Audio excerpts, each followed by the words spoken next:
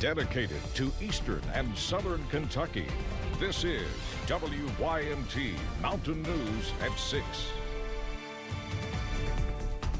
It is day 4 of the manhunt for Joseph Couch, the man police believe shot 5 people and several cars along Interstate 75 in Laurel County Saturday. Here he is. The reward has been increased significantly for information leading to Couch's arrest. It is now up to $35,000. WYMT's Amelia Lee spoke with community members to get their feelings as this manhunt goes on. Amelia. Steve, folks in Laurel County tell me that they are just ready for this manhunt to be over. But even though they're feeling this way, they say that they're going to continue to support and pray for all of those officials who are working to find the suspect, Joseph Couch.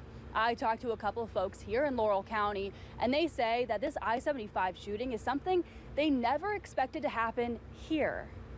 I can't believe this is happening in our little area here. I mean, California would be different, you know, but not here. The search for Joseph Couch has been going on for almost 72 hours. Schools in multiple different counties have closed, and some businesses will not open their doors to the public. It's sad that we've got to go through this. It's sad the kids can't go to school. They can't feel like they're safe. Mark Sinaguglia lives in Corbin. He says it is not fair that multiple communities are going through this as they wait for Couch to be found. There's one individual out there that is controlling so many people right now. That's diabolic. I mean, it's terrible. Sinaguglia says something that gives him hope is the fact that this manhunt for Couch cannot last forever. But he says folks in his life are still struggling to feel safe. Some people, I mean, I've seen things on Facebook where some people are just saying, I'm scared, I'm staying home, I'm locking my doors, you know, I don't let my kids outside to play. But many people say they are backing the multiple different agencies who are conducting the search and hope they are able to go home to their families soon. We have high hopes for the community around us with law enforcement and everybody coming together and finding the subject. During the news briefing this afternoon, Scotty Pennington with the Kentucky State Police said that officers are still working to find Joseph Couch on day 4 of this manhunt. But again, it's just been difficult due to the terrain in the Daniel Boone Forest. They also say there's a big portion that they have yet to look for. If you do know anything, you are asked to let them know. In Laurel County, Amelia Lee, WYMT Mountain News. Yeah, and Amelia, they said also there's no reason to believe he has left that area. They've seen no solid evidence yet that that's happened. Amelia, thank you very much.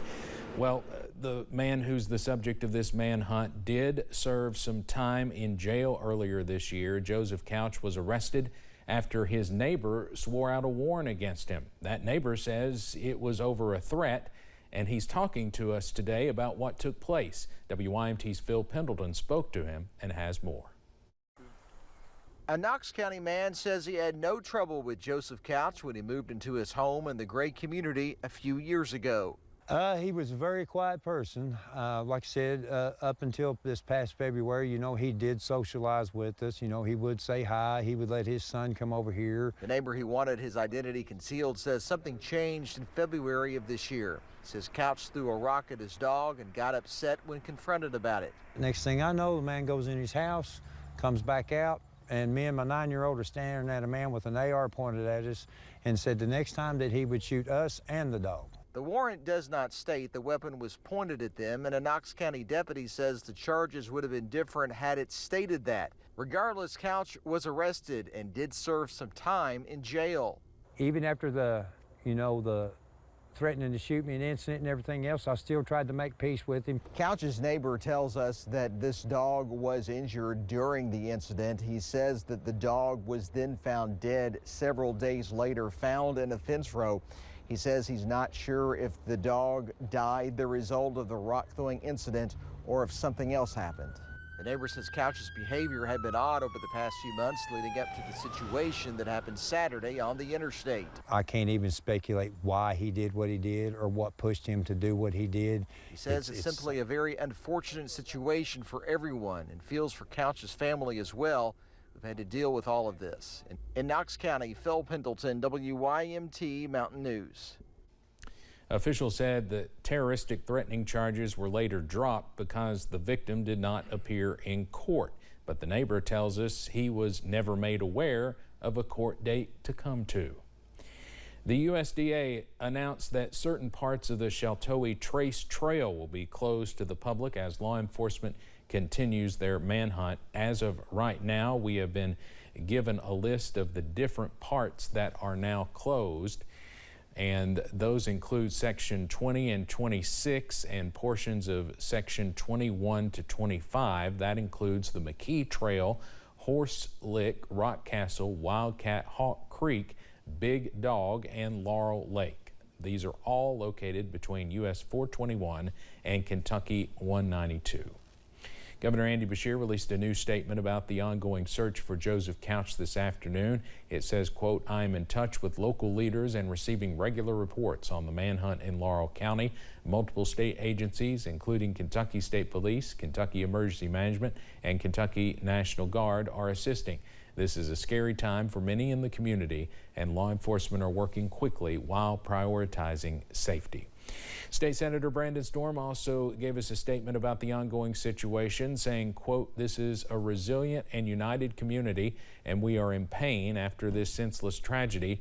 Right now, I, along with other community leaders, remain focused on caring for my community members impacted while our very capable law enforcement professionals search for the suspect.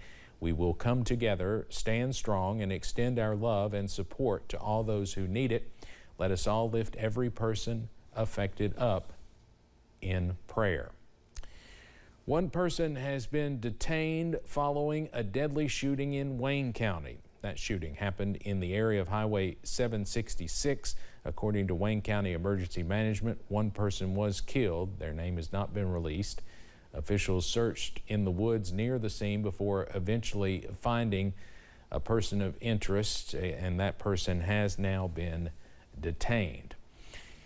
A Clay County woman is facing charges after she reportedly ran a sheriff's deputy off the road. It happened Sunday on Highway 421. Police say Angela Miller swerved into the oncoming lane, which caused the deputy to leave the roadway. When police pulled her over, Miller told police she admitted to running the deputy off the roadway.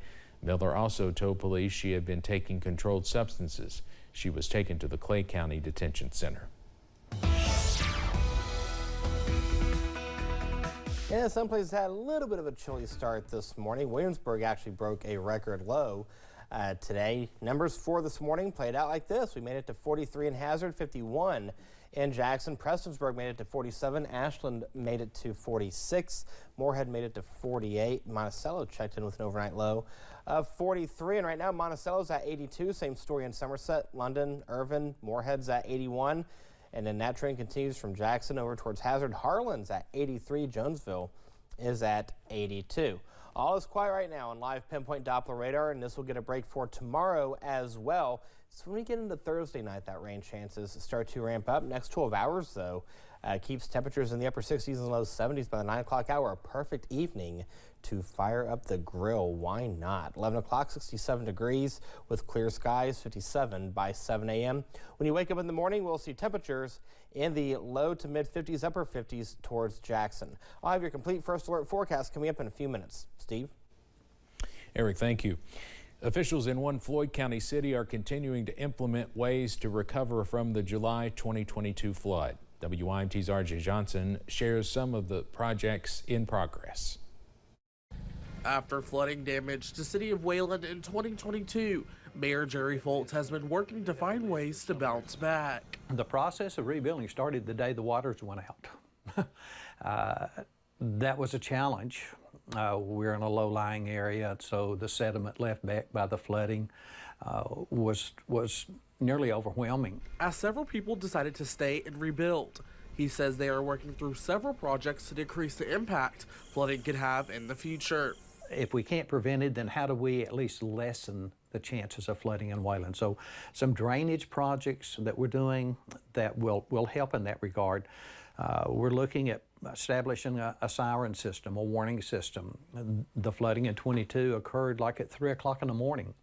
I was unaware till a neighbor called. He says they are also looking at installing flop gates in the city. When Wayland floods, typically we're talking about backwater that comes back through the drains that are meant to take water out. But as the streams, the elevation of the streams, as they get higher, the water begins to flow back through those drains. We're putting flop gates on those things. It's kind of like a heart valve where the water will go out, and then when the pressure gets certain height on the other side in the stream, those flop gates will actually shut down and prevent the water from coming back. Folt says those continuing to rebuild and put new businesses in town shows there is a light at the end of the tunnel. That gives me hope. That gives me hope. So I feel a sense that we want to stay. We've needed assistance. We're doing all that we can as a small city to stay alive and to stay here and do the things that we can do.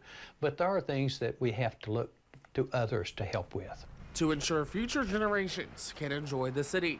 In Wayland, RJ Johnson, WYMT Mountain News.